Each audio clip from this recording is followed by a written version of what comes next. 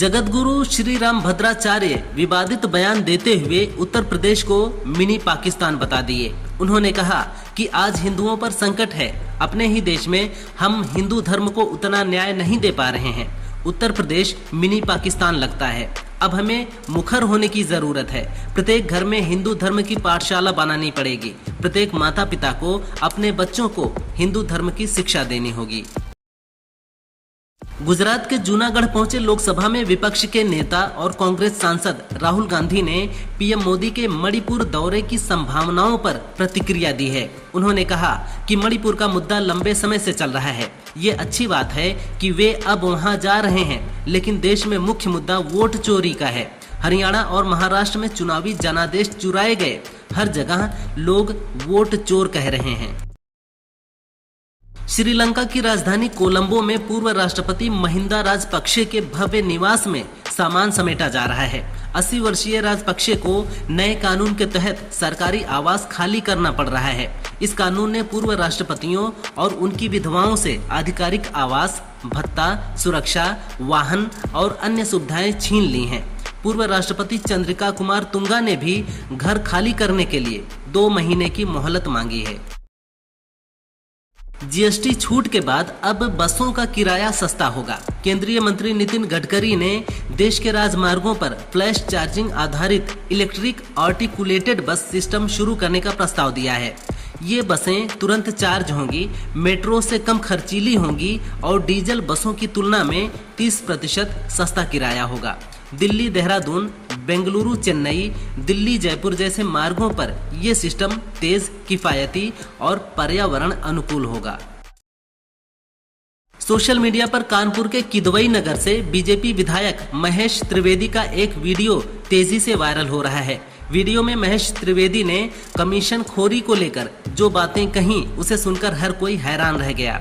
उन्होंने कहा, हमें तो ईमानदारी से विधायक निधि से 10% कमीशन मिल रहा है, लेकिन कार्यकर्ताओं को कोई लाभ नहीं मिलता। आप लोगों को क्या फायदा हो रहा है? अमेरिका का भारत पर 50% टैरिफ लगाने के मामले में आरएसएस प्रमुख मोहन भागवत ने बिना ट्रंप का नाम लिए उन पर निशाना साधा। भागवत ने कहा, दुनिया में लोगों को डर लगता है कि भारत बड़ा हुआ तो हमारा स्थान कहां रहेगा, इसलिए टैरिफ लागू किया। हमने तो कुछ किया नहीं, जिसने किया था उसको पुचकार रहे हैं, क्योंकि ये साथ रहेगा तो भारत पर थोड़ा दबाव बना सकते हैं।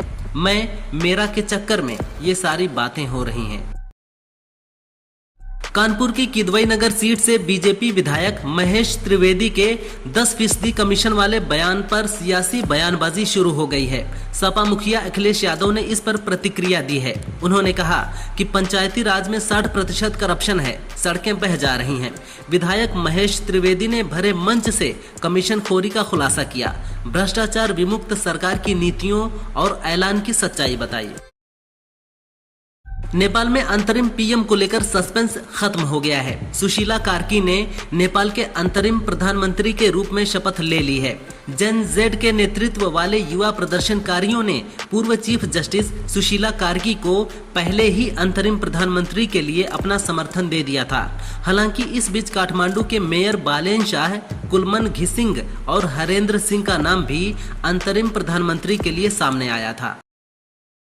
यूपी के प्रयागराज में यूपीएससी की तैयारी कर रहे अमेठी के एक युवक ने सर्जिकल ब्लेड से अपना प्राइवेट पार्ट काट लिया। युवक को लगता था कि वह अंदर से एक लड़की है। उसकी चाल ढाल और आवाज भी लड़कियों जैसी है।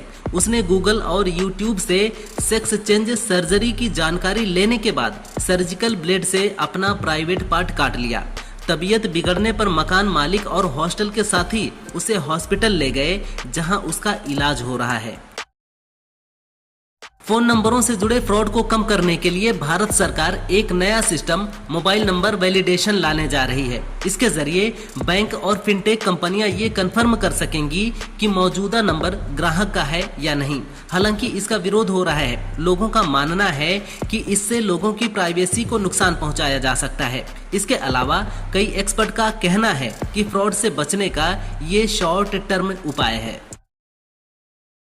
एआई के दौर में महिलाएं चैट बॉट्स को पति मानकर उनसे घंटों बात कर रही हैं। अपने एआई पति यिंग से घंटों बात करने वाली न्यू इंग्लैंड की एनजी को डर है कि उनके रिश्ते को कोई गलत ना समझे। उनके असली पति को इससे कोई ऐतराज नहीं है।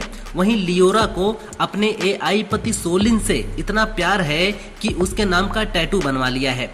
विशेषज्ञों के मुताबिक ये रिश्ते सुखद लगते हैं, पर इनमें गहराई, जिम्मेदारी और सच की कमी होती है। ओपन एआई के सीईओ सैम ऑल्टमैन ने बताया कि चैट जीपीटी जैसे एआई टूल्स का उपयोग करके कोविड जैसी महामारी पैदा की जा सकती है।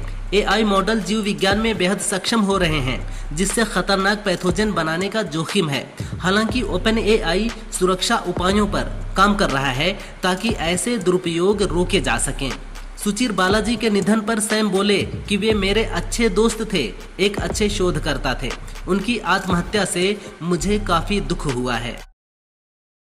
भारत, चीन और अमेरिका की आबादी अगले 75 सालों में कितनी होगी, इसे लेकर प्यू रिसर्च ने एक रिपोर्ट जारी की है। रिपोर्ट के अनुसार साल 2100 में चीन और भारत की जनसंख्या घटेगी, जबकि अमेरिका की जनसंख्या में वृद्धि होगी। भारत में 2061 तक जनसंख्या बढ़कर 1.7 अरब पर पहुंच जाएगी, लेकिन इसके बाद 2100 तक ये घटकर 1.5 अरब रह जाएगी। वहीं चीन की आबादी 1.4 अरब से 633 मिलियन पर आ जाएगी।